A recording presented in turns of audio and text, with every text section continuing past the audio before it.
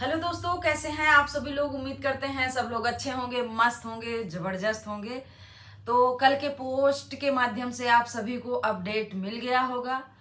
हमारी एक लंबी जर्नी समाप्त हुई कल। आज से मैं एक अलग वे में कार्य स्टार्टअप कर चुकी हूं, जो कि मैंने बहुत पहले कर चुकी थी। तो थोड़ा सा मैं अपने बारे में ब्रीफ करती हूँ, क्योंकि बहुत सारे लोगों का बहुत सारा क्वेश्चन है, कमेंट है।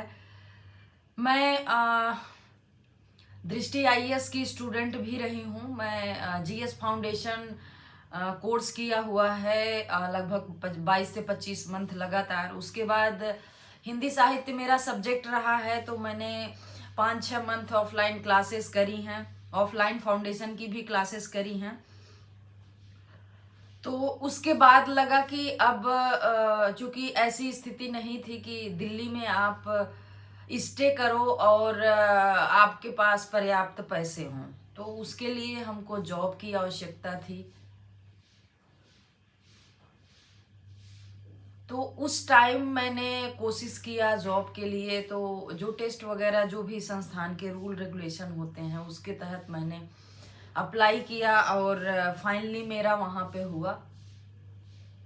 पहला दिन, पहली खुशी, पहली नौकरी, और वो भी इतने बड़े संस्थान में। तो ये सबके साथ होता है। मैंने भी अ, और ये ऐसे करते करते 9 साल पर कैसे गुजर गए पता नहीं चला। जब हाल के कुछ महीनों से कुछ कुछ ऐसी समस्याएं चलने लगी, जब हम अपने आप का मूल्यांकन करने लगे, तो पता चला कि 9 साल गुजर चुके हैं।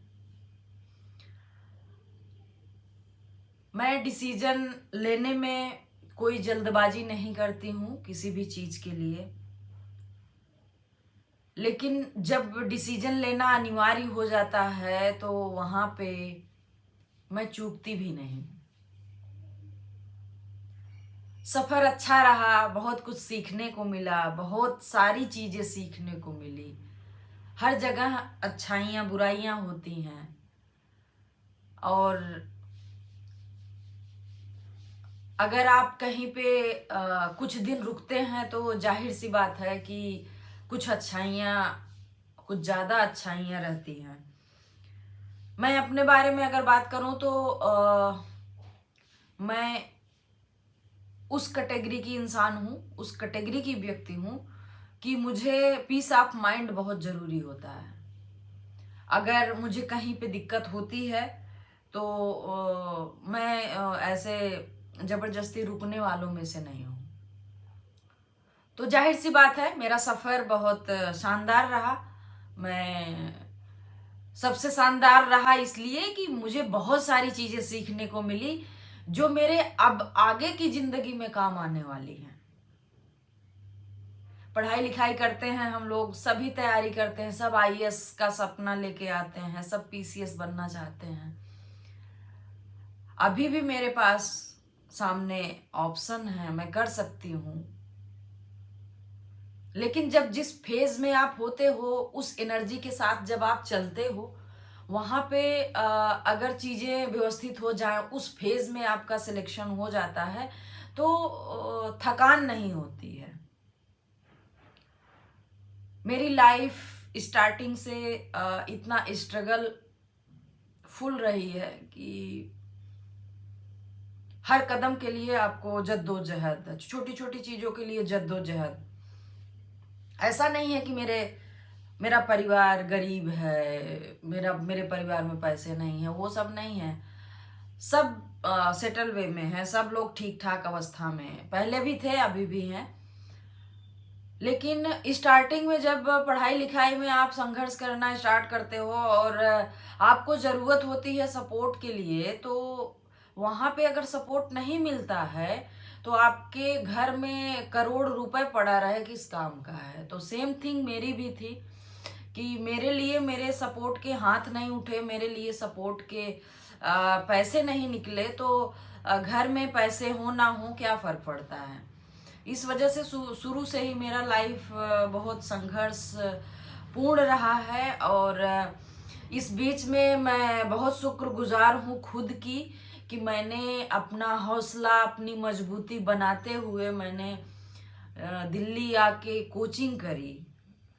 वो भी दृष्टि आज भी जैसे हिंदी माध्यम के लिए ठीक ठाक मानी जाती है, वैसे उस समय भी वही स्थिति थी। तो वहाँ पे क्लासेस करना अपने आप में बहुत टफ का काम था, पैसे के हिसाब से अगर देखा जाए तो। लेकिन मैंने किया, और सिलेक्शन हो ना हो अलग बात है, लेकिन जब आप आईएएस की तैयारी कर लेते हो एक बार, तो आपकी जो समझ है वो यहाँ पे होती है। आपको, आपका जो नजरिया होता है वो बहुत बेस्ट हो जाता है। आप लोगों को समझने की स्थिति में इतना बेहतर होते हो कि झुक जाते हो। और इससे भी ज्यादा ये रहा कि मुझे फिर उसी संस्थान में काम करने का मौका मिला, तो मेरे अंदर जो बहुत और भी चीजें थी वो भी बिल्कुल कहते हैं ना कि परिष्कृत हो गई। तो बहुत सारी चीजें मैंने सीखने के फॉर्म में ही सब कुछ अनुभव लिया, और अब मैं उस मुकाम पे हूँ कि मैं जहाँ से खड़ी हो जाऊंगी वहां से चीजें स्टार्ट होंगी, अगर मैं चाहूंगी तो। अच्छा है, बढ़िया है सब कुछ। बहुत लोग थोड़ा सा दुखी भाव से भी वो कर रहे थे, बहुत लोग मुझे बहुत बधाई भी दे रहे हैं। तो दुखी भाव से क्यों, कुछ नहीं, जिंदगी तो वैसे भी चंद वर्षों की है, तो एक ही प्लेटफॉर्म पे, एक ही पड़ाव पे आपको क्यों रुकना। जीवन में नवाचार करते रहिए, आगे बढ़ते रहिए। और अगर आपके पास कुछ ऐसा है, स्किल है, तो आप उसको डेवलप करिए। आप अगर सक्षम है 10 लोगों को काम देने के लिए, तो आप किसी के यहाँ नौकर बन के क्यों लंबे समय तक पड़े रहना है। तो ठीक है, लाइफ में सब कुछ अच्छा होता है, सब कुछ अच्छा होगा। और बहुत सारे लोगों का ये भी है कि कुछ तो हुआ होगा, कुछ तो हुआ होगा। तो हाँ, बिल्कुल होता है, तभी इंसान जो है बैक होता है कहीं से। तो बहुत अच्छी यादों के बीच में अगर कुछ चीजें गड़बड़ हुई होने की वजह से आप सारी चीजों को बुरा नहीं बोल सकते हैं, ठीक है। जब तक आपको जहाँ सुटेबल लगे, जैसा मैंने पहले भी बताया कि मुझे अपना पीस ऑफ माइंड बहुत इंपॉर्टेंट होता है, तो कुछ टाइम से लग रहा था कि पीस ऑफ माइंड डैमेज हो रहा है। तो अच्छी बात है, आपके अंदर स्किल है, आप निकल लीजिए, क्या दिक्कत है। कहीं पे जबरदस्ती जद्दोजहद में बने रहना अच्छी चीज नहीं है। मुझे जब तक लगा था कि चीजें ठीक चल रही हैं तो मैं दिलो जान से थी, और जब मुझे लगा कि चीजें गड़बड़ चल रही हैं, और थोड़ा सा मैं बता सकती हूँ कि मुझे व्यक्तिगत कोई आपत्ति विपत्ति संपत्ति नहीं है। देखिए, जब कोई भी ऐसा संस्थान होता है, या हम जब स्टार्टअप करते हैं कोई भी चीज का, चूंकि प्राइवेट सेक्टरों में आपको आपका मूल्य नहीं किया जाता है, आपका मूल्य वैल्यूहीन आपको समझा जाता है, ये बात सही है। आपको, आपसे अगर 10,000 आपकी सैलरी है, तो आपसे 40,000 का काम लिया जा रहा है, ये सबको पता है, आपको भी पता होगा। लेकिन आप बहुत आस्था विश्वास से जुड़े रहते हैं, और जब किसी भी प्राइवेट सेक्टर में पैरासूट एंट्री होने लगती है ना, तो वहां पे सिस्टम धीरे धीरे धराशायी होना स्टार्ट हो जाता है। पैरासूट एंट्री का मतलब आप लोग समझते होंगे कि एक सिस्टम होता है कि नीचे से जब लोग जा रहे हैं तो उनको धीरे धीरे वो अनुभव हो रहा है, वर्ष गुजर रहा है, तो उनको धीरे धीरे ऊपर की अवस्था में भेजते जाना है। लेकिन आजकल जो एक नया दौर चल रहा है कि हम पैरासूट एंट्री करवाएंगे, तो किसी भी पद पे आप किसी भी लोगों को लाके बैठा दीजिए, और फिर धीरे धीरे उनके माध्यम से चीजें बिगड़ती हैं। अब पता नहीं ये कितना हद तक सही है गलत है, अब मैं बहुत बड़ा बिजनेसमैन तो हूं नहीं, लेकिन मैं एक नॉर्मल सदस्य और एक एम्प्लॉय होने के नाते इतना जरूर महसूस कर पाई हूँ कि इससे क्या होता है, क्वालिटी गिरती है। जैसे कल से मैं ही स्टार्टअप कर रही हूँ अभी, मेरा अगर सोशल मीडिया प्लेटफॉर्म बूस्ट कर जाए, अगर मैं 10-15 लोगों को जॉब पे रखूं, या शुरुआत में मैं 5 लोगों को रखूं, जो मेरे साथ 5 लोग जुड़ेंगे, उनकी जो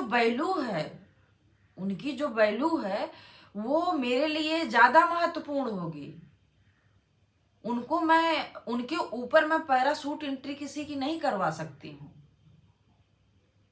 ये मेरी नैतिकता है, क्योंकि अभी जब मैं अकेले हूं, जब मैं 2-4 लोगों को जोड़ूंगी, जब 2-4 लोग मेरे साथ आके जुड़ के काम करेंगे, तो फर्स्ट थिंग ये है कि उन्होंने पहली बार आया है, मेरे साथ जुड़ने की कोशिश किया है।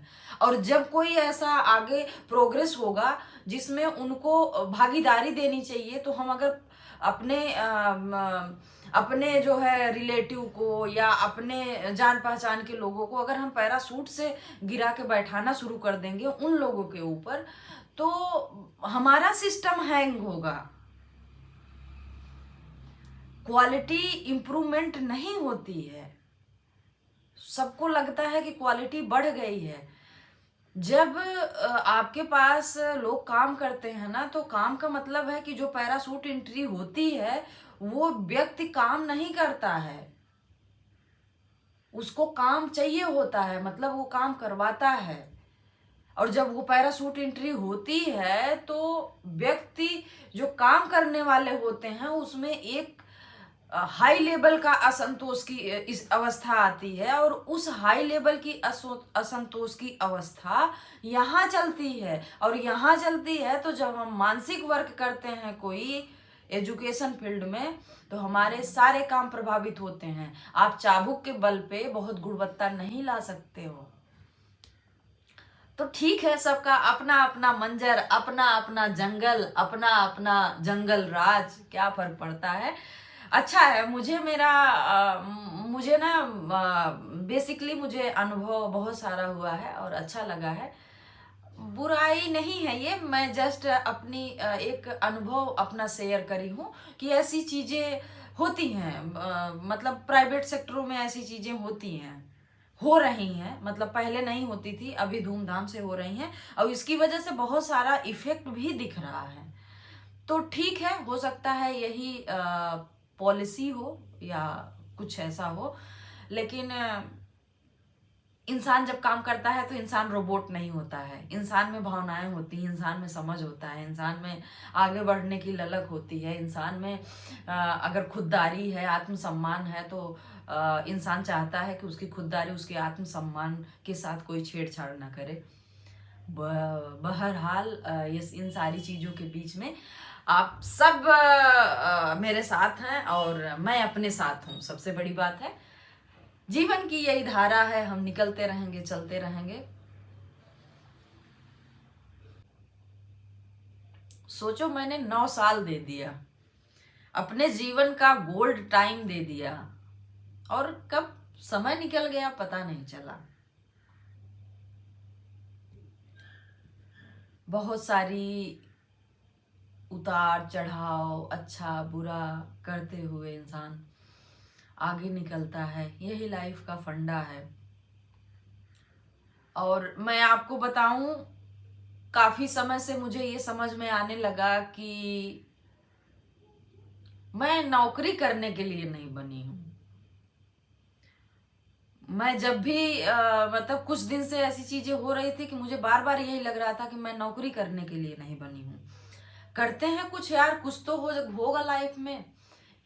ठीक है, पैसे नहीं है मेरे पास, मैं करोड़पति नहीं हूं, लेकिन जो मेरे हाथ में है उससे तो मैं कुछ कुछ कमा के कुछ कर सकती हूँ। छोटी सी जिंदगी है, इसमें आप अपना नाम नहीं बना पाए तो धिक्कार है लाइफ को। तो बहुत सारा थॉट चलते चलते फाइनली मैंने डिसीजन ले लिया, और बहुत शानदार और अच्छा डिसीजन है मेरे लिए। बहुत सारे लोग छूट गए, बहुत सारे लोग छूटना नहीं, ऑफिशियली स्तर पे छूट गए, और बहुत सारी ऐसी चीजें हैं, लेकिन ठीक है। लाइफ में जब बड़ी नाव में ना जबरदस्ती लोग छेद कर रहे हों और पानी भर रहा हो, तो जिसको थोड़ा भी तैरना आता हो ना, कूद के निकल लेना चाहिए। तो वही है, ईश्वर करें सबका भला हो। अपना तो क्या है, गरीब लोगों का क्या है, 100 दिन की मजदूरी पक्की,